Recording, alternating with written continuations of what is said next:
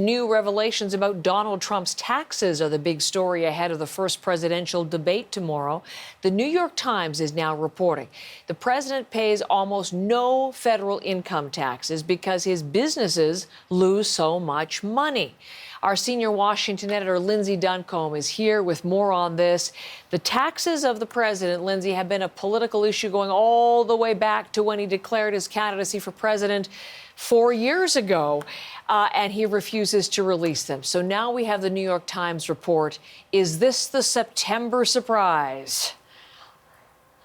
Well, there's still more time in September, and certainly there have been a lot of developments in this campaign. This is something that is the result of exhaustive reporting by the New York Times. But unlike other investigative pieces, there is a headline here that is digestible just ahead of the campaign, and that is the size of the president's tax bill. The Times is reporting that in 2015 and 2016, Donald Trump paid $750 in federal taxes, and that in 10 of the previous 15 years, he paid $0 in U.S. taxes. And the reason for that, according to this report, is that so many of Donald Trump's businesses were losing so much money that he was able to claim losses, essentially erasing or really making much smaller the size of his tax burden. And there are other details here, too. You know, as you mentioned, Donald Trump has not released his tax return, something that every other president in modern times has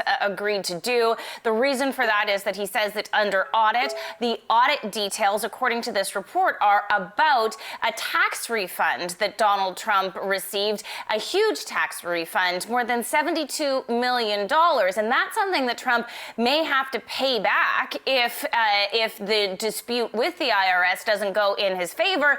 And at the same time, the New York Times is reporting that Trump owes hundreds of millions of dollars in loans that he has personally guaranteed, and that money will be coming due shortly.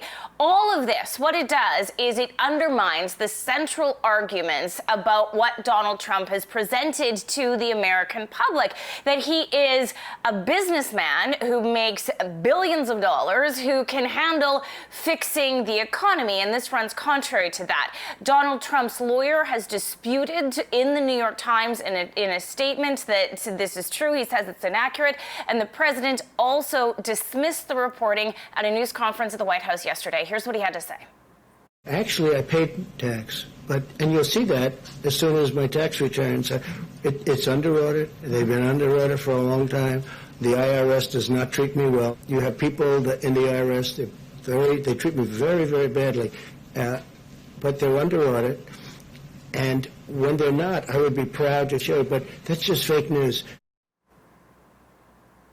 Now, the thing is, Heather, we are in this moment just less than 6 weeks from the campaign where many people have already made their minds up about Donald Trump. Love him or hate him, the verdict is largely baked in. So the question is, will this revelation, this September surprise, make a difference with those voters in key states that may be persuadable or undecided?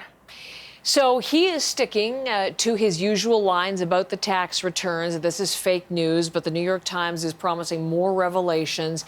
How do you think this is all factoring into the campaign, given that there are so few undecided voters to convince, Lindsay?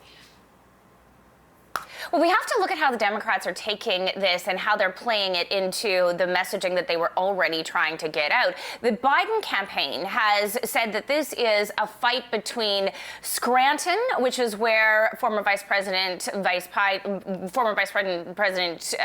Biden is from, versus Park Avenue, the elite Trump Manhattan neighborhood or street. And that's how the campaign is playing it. We've got some images from an ad, and what the ad is doing, they put it together real quick once this report came out last night, is it shows the average taxes paid by middle class incomes, you know, just over $5,000 for a firefighter, then just over $7,000 for a school teacher. I may have mixed up those numbers, but bottom line is these people with middle class occupations are paying a heck of a lot more than $750, which is what the president's tax returns are, according to the New York Times. Here's how a Biden spokesperson is playing this news for their campaign. You have in Donald Trump a president who spends his time thinking about how he can work his way out of paying taxes, of meeting the obligation that every other working person in this country meets. And so now what we're waiting to see as we get closer and closer to that debate, Heather, is how will this play into an already contentious moment when we've got the Supreme Court nomination, when we have the coronavirus, when we have the economy. And one of the things to watch for will be, how does Biden use this? What is he able to provoke the president? And how will Donald Trump behave in those moments when they go head to head?